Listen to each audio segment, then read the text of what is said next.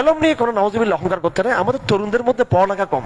আর আপনারা কি এই এক পথভ্রষ্ট ইদানিং যে এখন এক দল থেকে আরেক দল এখন গণতন্ত্র পথে গিয়ে যে সেই সবচেয়ে বেশি উস্কানি দিছিল এক সময়, জিহাদ এক একটা বিষয় নিয়ে উস্কানি দিছিল। পরে দেখলাম যে এদের আকীদার পড়াশোনা কতটুকু। আরে ভাই, দাওরা হাদিস পড়ার পরে এরপর তাহাজ্জুদ করতে হয়। হাদিসের মধ্যে 3 বছর, ফিকহের মধ্যে 3 বছর, সব রকমের স্পেশাল শেষ করার পর এরপরে আরো 10 বছর 15 বছর কি করতে হয়, বড় বড় আলেমদের সোহবত নিতে হয়। কথা বুঝে আসছে আপনাদের? তারপরে কি 40 বছরের গোড়ায় গিয়ে এরপর পারে, তারপরে কি কিছু কিছু এলম অর্জন হয়।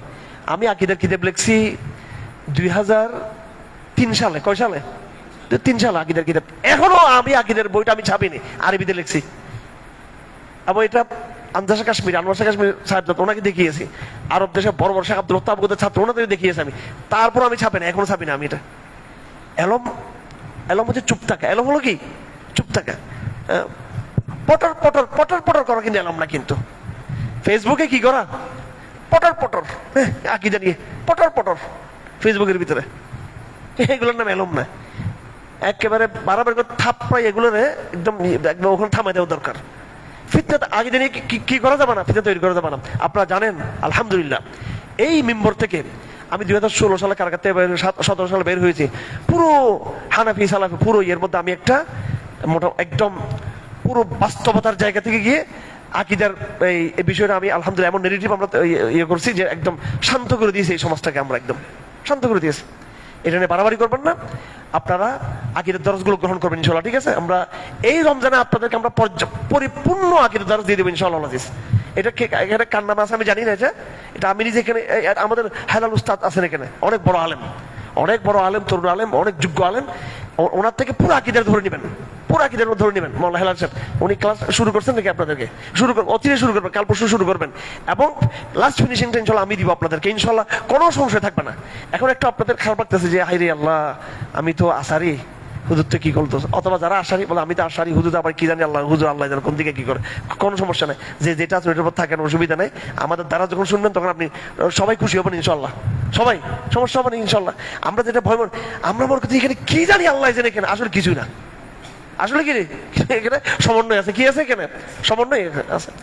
এই যে মাযহাবুস সালাফি আসলামু ওয়া মাযহাবুল খালাফি আহকামু, দুটাই বলছেন ওলামায়ে কেরাম যে সালাফের যেটা বক্তব্য সেটা আসলাম, নিরাপদ, আর যেটা খালাফের বক্তব্য সেটা হচ্ছে আহকাম, সেটা হচ্ছে মজবুত, সেটা যুক্তিসঙ্গত, সেটা সময়ের হিসেবে এটা ওই সময় দরকার ছিল।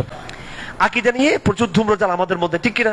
হ্যাঁ, সালাফি, আশারি, মাতুরিদি, আগের পরের, এটা নিয়ে একদল আর দলকে আতারি, আবার আসারি, একটা আছে কি আতারি আসারি। এটা বলো আপনি বলো হুজুর আপনার আকীদা কি?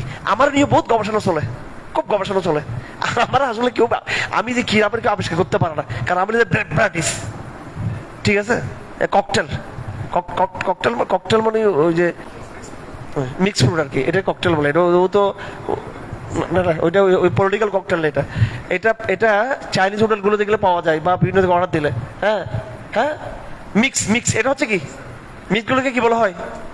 হ্যাঁ, আমার জিজ্ঞাসাবাদে এই যে এখানে ডিবিতে এই দুষ্ট যে কোথায় গেছে আমার জিজ্ঞাসা করার মতো, নামটাও ভুলে গেছি আমি, এর খুঁজ বাইর করতে হবে। দেখ বলে আসলে আপনি কি, আপনি হিজবুত তাহরীর না হরকত, আপনি আনসারুল ইসলাম না আল কায়দা না তালেবান না হেফাজত না নিজাম ইসলাম পার্টি না এই পার্টি, নাকি আপনি আবার দেখি যে সব দিকে লেখেন কি আসলে? আমি ককটেল, আমি ঠিক আছে, মানে ওই ফ্রুটের আইটেম, ব্র্যাডিস ফ্রুট। কি ফ্রুট? ব্র্যাডিস ফ্রুট এখানে, ঠিক আছে? ব্র্যাডিস ফ্রুট মিক্স ইয়ে করতে হবে।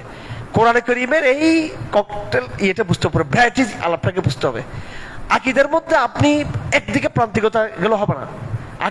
আকীদার বিশ্লেষণটা ডাইনামিক বিশ্লেষণ। আকীদা স্ট্রিক বলেন, আকীদা হচ্ছে কি স্ট্রিক, কিন্তু আকীদার ব্যাখ্যা এটা কি একটা ডাইনামিক ব্যাপার। এটা সালাফ একভাবে কথা বলেছে, খালাফ একভাবে কথা বলেছে, ইবনে তাইমিয়া একভাবে কথা বলেছে, ঠিক কিনা? হ্যাঁ, আবার হানাফিরা একভাবে কথা বলেছে। প্রত্যেকের যুগ চাহিদা পরিবেশ দেখে দেখে তারা একটা ব্যাখ্যা দিয়েছেন। Explanation is dynamic.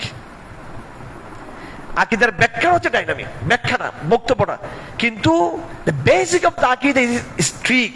এটা কিন্তু কি স্ট্রিক, বেসিক অফ দ্য আকীদা। ইনগ্রিডিয়েন্টস অফ দ্য আকীদা, আকীদার যেটা নাকি ইনগ্রিডিয়েন্টস, যেটা উপাদান, এটা কিন্তু এটা একদম স্ট্রিক্ট, এটা অনড়, এটা সাবাব, এটা নড়চড় নয় এটা। কিন্তু তার যেই আমি যখন ব্যাখ্যা দিব, তখন সেখানে এই কোন জায়গায় মুহাদ্দিসদের এক জায়গায় তারা জোর দিয়েছে আল্লাহ সিফাতের উপরে, হ্যাঁ, আবার তার ইয়েতে বিপরীতে অন্যরা আবার সিফাতের ক্ষেত্রে গিয়ে একটু ব্যাখ্যা দিয়েছেন, আবার আশারি মাতুরিদি ব্যাখ্যা দিয়েছেন, হ্যাঁ, আবার সালাফ যেটা করেছেন সেটা তাফসীর করেছেন। তো এখানে আকীদার বিষয়টা নিয়ে আমাদের সমাজে বড় ধূম্রজাল, বড় ইখতিলাফ আছে। মন ভালো যার সব ভালো তার, মনকে ভালো রাখতে হবে। মনকে কি রাখতে হবে? ভালো রাখতে হবে। আল্লাহ সিফাতের ব্যাপারে বড় থাকে আমি কয়েকটা কথা বলে থাকি, ইসবাত, ইনকার, তাউইল, তাফসীর। কয়টা কথা?